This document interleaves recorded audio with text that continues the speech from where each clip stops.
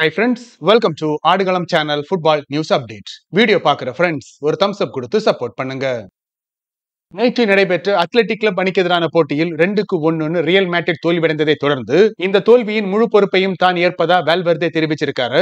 இல்ல அதெல்லாம் முடியாது, நான் தான் இதற்கு முழு காரணம், இதன் பொறுப்பை நான் தான் ஏற்பேன்னு கிலியன் எம்பாப்பையும் அடம்பிடிக்கிறாரு. வால்வெர்தே பால் பொசிஷனை மிஸ் பண்ணதுனாலதான் அத்லெட்டிக் அணி தங்களது வின்னிங் கோலை ஸ்கோர் பண்ணியிருந்தாங்க. இது குறித்து தனது இன்ஸ்டாகிராம் பேஜ்ல செய்தி வெளியிட்டிருக்கும் வால்வெர்தே, இது ஒரு மோசமான நாள், இந்த தோல்வியின் பழி முழுவதையும் நானே ஏத்துக்கிறேன், சக வீரர்களிடமும் ரசிகர்களிடமும் மன்னிப்பு கோருவதா தெரிவித்திருக்கும் வால்வெர்தே, இன்னமும் நிறைய மேட்சஸ் இருக்கு, இனி வரும் போட்டிகளில் ரசிகர்களை திருப்திப்படுத்தும் வகையில் எனது பெர்ஃபார்மன்ஸ் இருக்கும் குறிப்பிட்டிருக்காரு. இதற்கு பதில் செய்தி அனுப்பிய ஜூட் பெல்லிங்கம், கவலைப்படாத மச்சான், வெற்றியோ தோல்வியோ கூட நாங்க இருக்கோம்னு குறிப்பிட்டிருக்காரு. மறுபக்கம் பெனால்டியை மிஸ் பண்ண கிலியன் எம்பாப்பே, இது ரொம்பவும் மோசமான ரிசல்ட், இதன் முழு பொறுப்பையும் நானே ஏத்துக்கிறேன்னு தெரிவித்ததோடு இந்த மோசமான சூழல் அனைத்தையும் மொத்தமா மாத்தி அமைச்சு இந்த கால் யாருன்னு நிரூபிக்க வேண்டிய நேரம் வந்துருச்சுன்னு குறிப்பிட்டிருக்காரு. இந்த வாரத்திலேயே எம்பாப்பை மிஸ் பண்ண 2வது பெனால்டி இது. போன தடவை மிஸ் பண்ணப்ப நேரம் வரல, இப்பதான் வரப்போகுது. எம்பாப்பே பெனால்டியை மிஸ் பண்ணது வருத்தமா இருக்கான்னு கார்லோ ஆன்செலோட்டி கிட்ட கேட்டா, வருத்தம் தான், பட் என்ன பண்றது, சில நேரங்கள்ல இப்படி நடக்கிறது உண்டு, ஆனா பெனால்டியை மிஸ் பண்ணதை வச்சு ஒரு பிளேயரோட பெர்ஃபார்மன்ஸை நான் எடை போடுறது இல்லைன்னு பதில் அளிச்சிருக்காரு. கோல் கீப்பரை சுத்தியே மொத்தமா 42 பிளேயர்ஸ் ஆர்சனல் அணி நிக்க வச்சுட்டாங்க.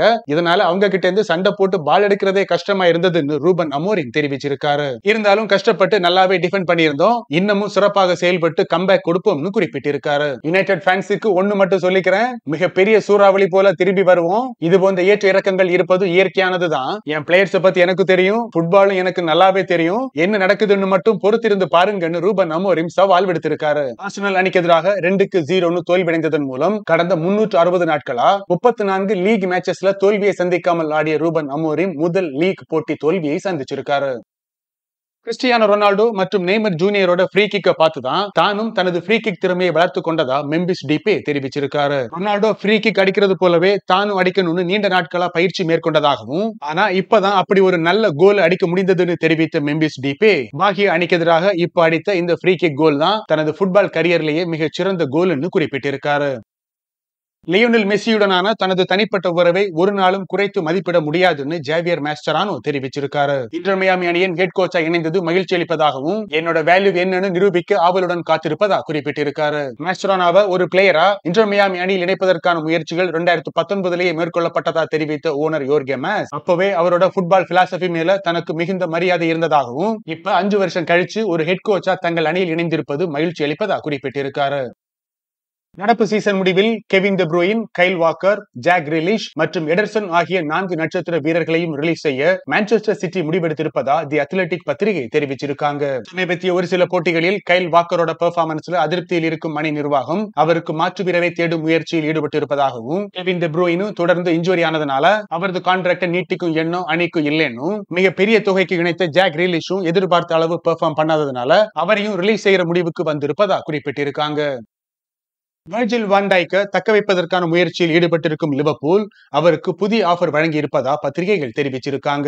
வர்ஜில் வான் டைக் பெர்ஃபார்மன்ஸ்ல திருப்தி அடைந்திருக்கும் அணி நிர்வாகம் கூடவே முகமது சாலா மற்றும் ட்ரெண்ட் அலெக்சாண்டர் அர்னால்டுடன் பேச்சுவார்த்தை நடத்த திட்டமிட்டிருப்பதாகவும் குறிப்பிட்டிருக்காங்க. இந்த 3 பேரோட கான்ட்ராக்டும் அடுத்த சீசன்ல நிறைவடைய இருக்கும் நிலையில் மொத்தமா 3 நட்சத்திர வீரர்களும் ஃப்ரீ டிரான்ஸ்பர்ல போறத விரும்பாத அணி நிர்வாகம் இந்த முயற்சியில் இறங்கி இருக்காங்க. நியூகாசில் அணிக்கு எதிராக 3-3 டிரா ஆன நேற்றைய போட்டியில் 2 அசிஸ்ட் செய்த Trent Alexander Arnold Premier League வரலாற்றிலேயே 60 அசிஸ்ட் செய்த முதல் டிஃபெண்டர் என்னும் புதிய சாதனை படைச்சிருக்காரு. அல் நாசர் நட்சத்திர வீரர் ஆண்டர்சன் தலிஸ்கா ஃபெனர்பேச்சி அணியில் இணைவது கிட்டத்தட்ட உறுதியா இருப்பதா தெரிவிச்சிருக்காங்க. தலிஸ்காவுடன் ஃபெனர்பேச்சி அதிகாரிகள் தனிப்பட்ட முறையில் பேச்சுவார்த்தை நடத்தியதாகவும், தலிஸ்காவும் அணியில் இணைய சம்மதித்திருப்பதா அந்த செய்தியில் குறிப்பிட்டிருக்காங்க. இதுக்கு முன்னாலேயும் 2016 இருந்து 18 வரைக்கும் துர்கிஷ் லீக்ல பெசிக்தாஸ் அணியில் தலிஸ்கா ஆடி இருக்காரு. மற்றொரு அல் நாசர் நட்சத்திர வீரரான சாதியோ மானேவை இணைப்பதற்கான முயற்சியில் இன்டர் மிலான் அணியும் ஈடுபட்டிருப்பதா செய்திகள் வெளியாயிருக்கு. எர்லிங் ஹாலண்ட் கிட்ட இருந்து ஸ்பீடை எடுத்துட்டா அவரு வெறும் ஒரு நார்மல் பிளேயர் தான், டெக்னிக்கலா அவர்கிட்ட எந்த ஒரு திறமையும் இல்லைன்னு விமர்சகர்கள் கருத்து வெளியிட்டிருக்காங்க. இதனாலதான் சிட்டி அணி ஃபார்ம்ல இருக்கும் போது இவராலையும் கோல் அடிக்க முடியுது, டீம் தடுமாறும் போது இவரும் அதிகமா தடுமாறுவதாகவும், இந்த வகையில் டாப் ஸ்ட்ரைக்கர்ஸ் கிட்ட இருந்து எர்லிங் ஹாலண்ட் பின்தங்கியே இருப்பதா குறிப்பிட்டிருக்காங்க. இப்ப சிட்டி இருக்கிற நிலைமையில எர்லிங் ஹாலண்டோட பெர்ஃபார்மன்ஸ் ரொம்பவே அதிகமா தேவைப்படுது, ஆனா அவரால் எந்த ஒரு தாக்கத்தையும் ஏற்படுத்தி அணியை வெற்றி பாதைக்கு அழைத்து செல்ல முடியலன்னு குற்றம் சாட்டியிருக்காங்க. ரியல் மேட்ரிட் அணிக்கு எதிரான 2017-18 Champions League quarter finals first லெக்ல யுவென்டஸ் அணி தோல்வியடைய மிக முக்கிய காரணமா இருந்தது ரியல் மேட்ரிட் நட்சத்திர வீரர் இஸ்கோ தான் ஜார்ஜியோ சியர்லினி தெரிவிச்சிருக்காரு. எங்களோட மொத்த பிளானையும் சுக்கு நூறாக்கியது இஸ்கோ தான், அவரை கண்ட்ரோல் பண்ணவே முடியலன்னு ரைட் மிடில் லெப்ட்னு இஷ்டத்துக்கு சான்சஸ் கிரியேட் பண்ணிட்டு இருந்தாருன்னு சியர்லினி குறிப்பிட்டிருக்காரு. மிட்ஃபீல்டரா ஜேம்ஸ் ரோட்ரிகஸ் இருந்தப்ப 3 ஃபார்வர்ட் வச்சு அஃபென்சிவ் கேம் ஆடின ரியல் மேட்ரிட டிஃபெண்ட் பண்ணியிருக்கோம், கோல் ஸ்கோர் பண்ணியிருக்கோம், மேட்சையும் வின் பண்ணியிருக்கோம். ஆனா கேசமீரோவும் இஸ்கோவும் இருந்த ரியல் மேட்ரிட எங்களால சமாளிக்கவே முடியலன்னு குறிப்பிட்டிருக்காரு.